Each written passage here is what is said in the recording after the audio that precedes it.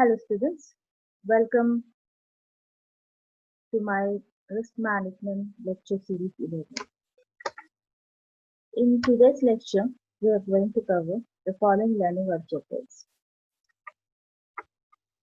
First, different types of other operational risk like fraud, legal risk, reputational risk, accounting risk,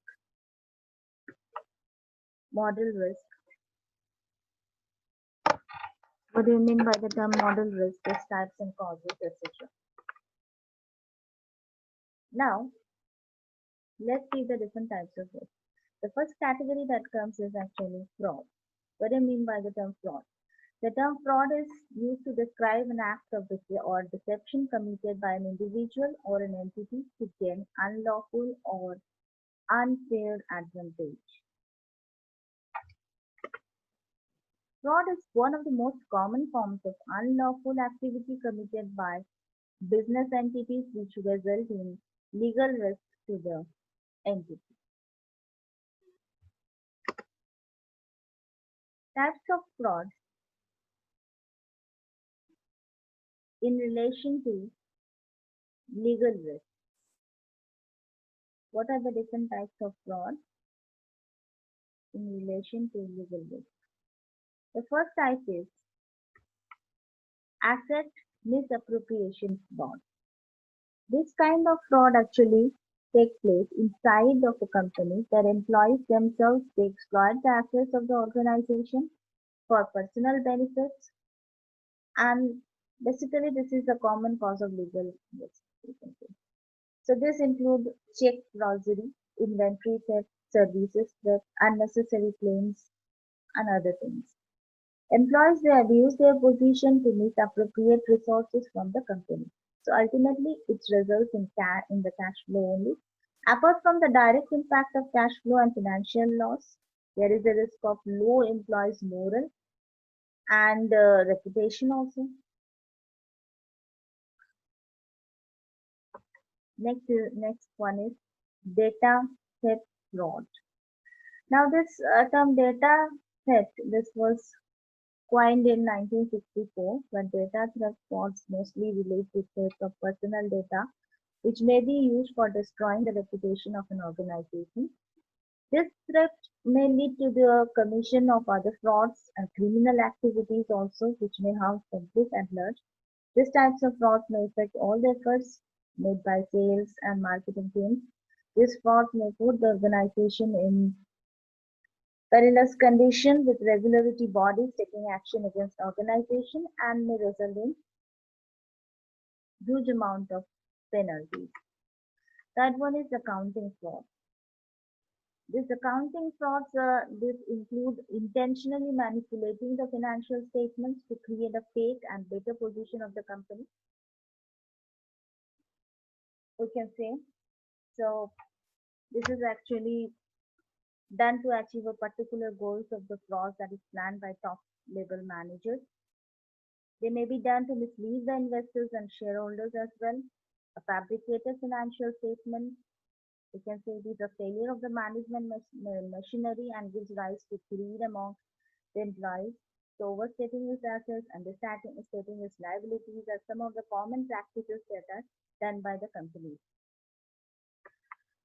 The next one is bribery and corruption.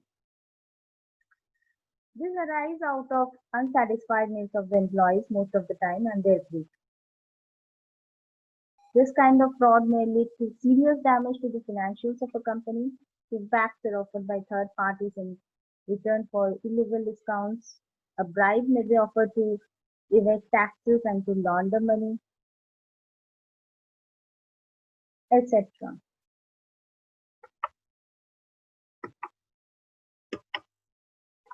The next type of risk that may happen is reputational risk. This is a threat or danger to the good name or standing of a business or entity.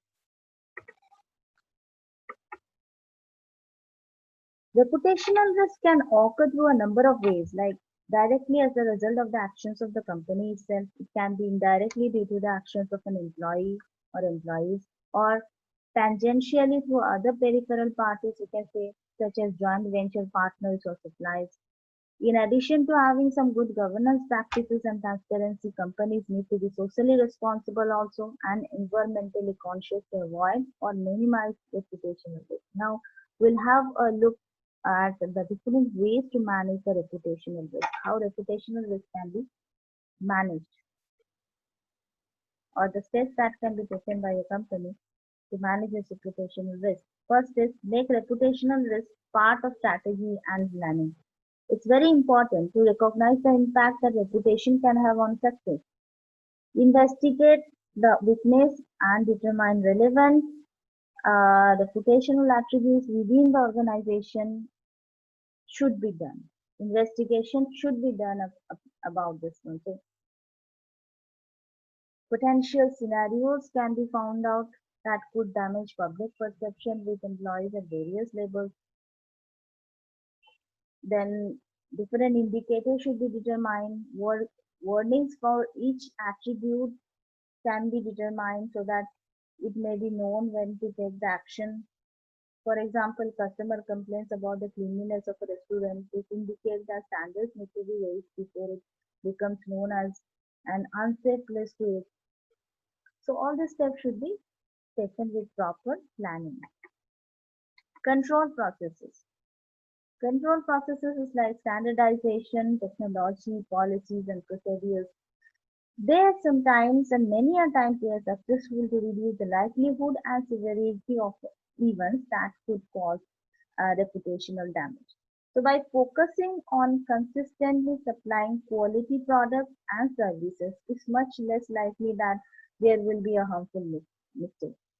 So if something does happen, the extent of reputational damage can be lessened by explaining measures that are there in place to prevent the incident, how the company have taken steps to prevent it from happening again. So all these things can be done. Carefully, a third party can be selected to work and treat the employees fairly to avoid scandals on the external front. Third step that can be taken, understand all actions that can affect public perception. This is very important. The board and the top management, they must recognize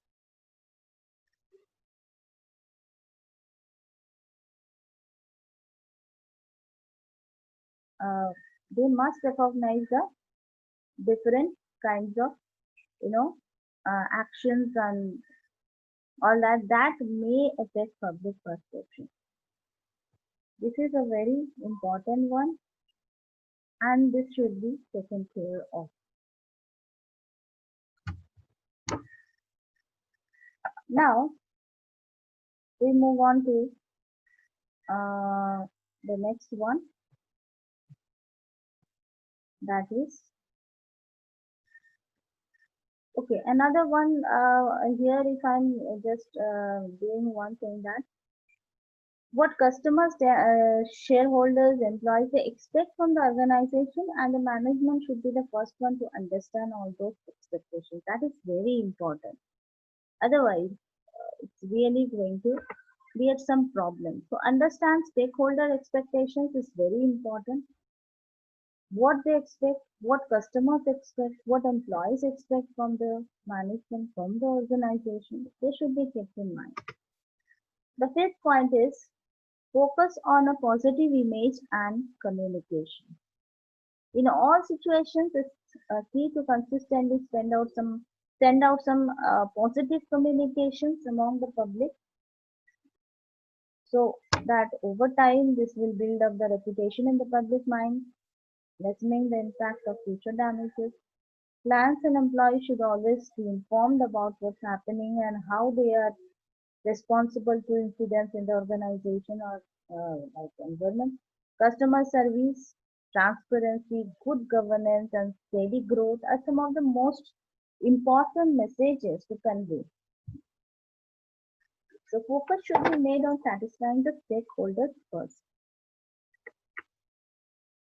The next way is create response and Contingency plans. If anything worst happens, the organization must be prepared to respond quickly and appropriately. So every time that goes by can be crucial and reduce the respect the public has for an organization and its monitors.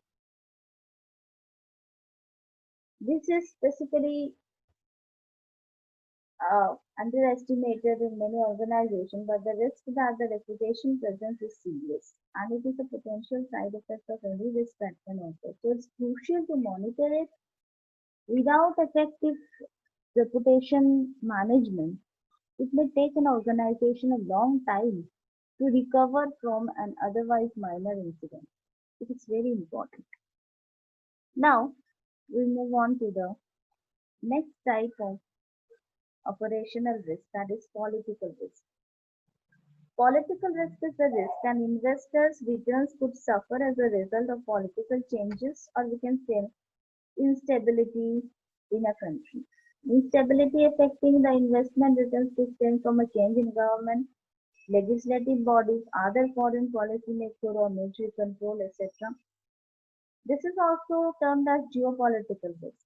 Now, if we are coming to the types of political risk, we can say that there are basically two types of political risk. One is macro level political risk, and other is micro level political risk. Now, macro level political risk, it actually looks at non-project specific risk, like macro project political risk affects given all participants in a given country, whereas macro level political risk are project specific risks. In addition to the macro risk, companies have to pay attention to the industry and relative contribution of their firms to the local economy.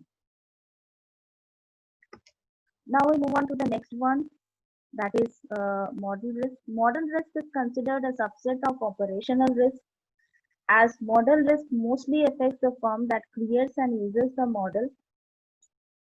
Any model is a simplified version of reality, and with any simplification, there is the risk that something will fail to be accounted for. Assumptions made to develop a model and inputs into the model can vary widely.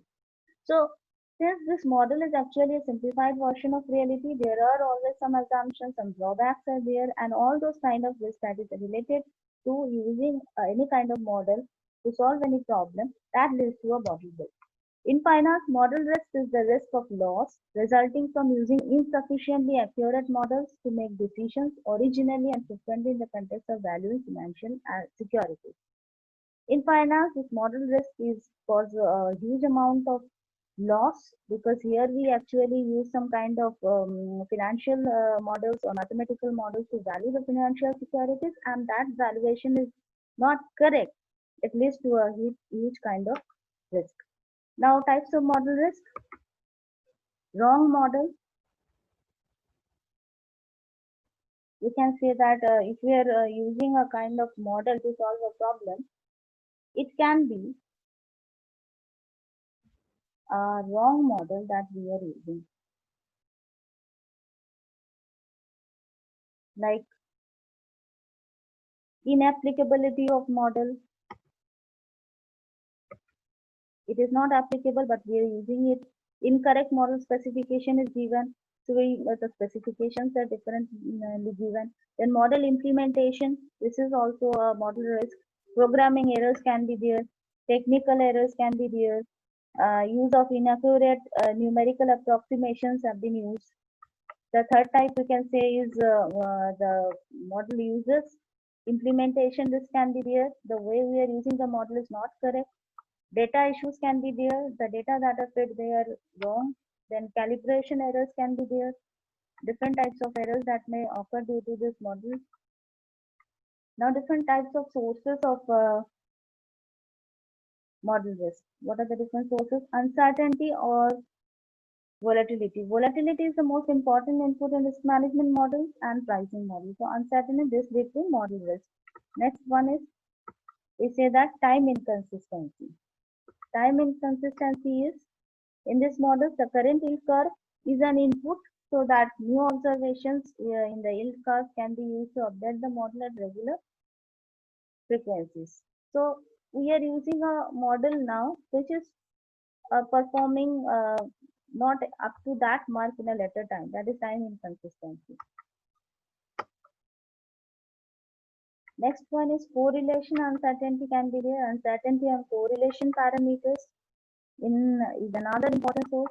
Complexity of a model or a financial contract may be a source of model risk, leading to incorrect identification of its risk factors. Illiquidity and model risk.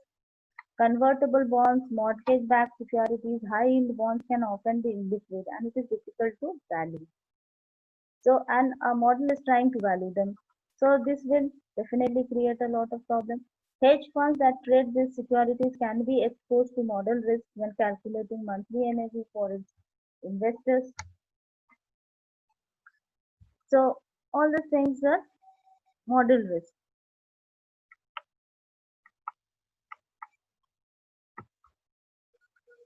We end up our lecture today. In our next lecture, we are going to start the investment risk, the different meanings of investment risk. What do you mean by investment risk? Reinvestment risk, we have already discussed about them. Types of investment risk and its identification, different types of investors and investment companies, etc. We'll have a look at that. So by that time, my battery is also going down. So thanks all my students and viewers for watching. See all of you in my next video lecture. Thanks a lot to all.